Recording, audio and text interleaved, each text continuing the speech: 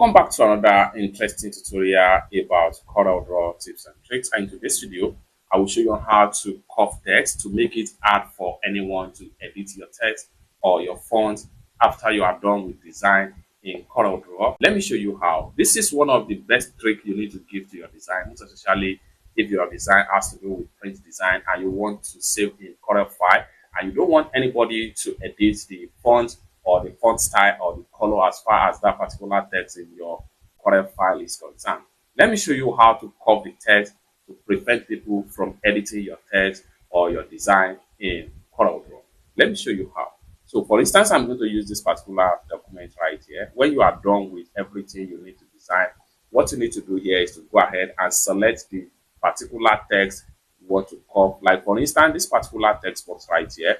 Let's say I don't want anybody to make it to make any adjustment to text, because as it is right here, if I go to type 2 right here, and I can easily make some change as this is concerned, as far as this is concerned. And another great thing, another thing here is that if they are trying to open this Corel file in another Corel and they do not have this particular font, the font is going to be totally changed. And as a result of that, it might affect your print design. When the product come out in printing, it might affect your design. So if you don't want any issue with your print output in design, you just have to make sure you curve the text so that nothing will be mixing or nothing will be edited. You just have to get your design exactly you send it to the printer.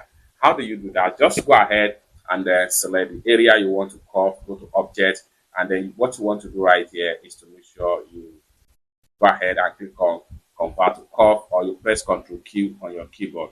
Once you convert to curve, you find out that the text frame disappear. It appear when you are not convert.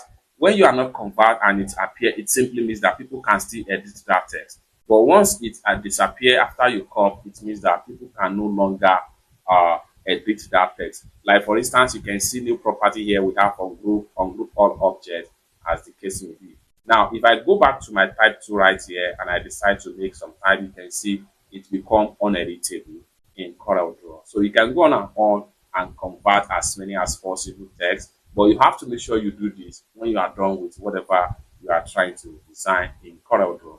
So I'm going to select this one also right here. I will press Ctrl Q. Once I press Ctrl Q, then it becomes curved, just like what you see right here. So the only thing we can do here is that we can break apart.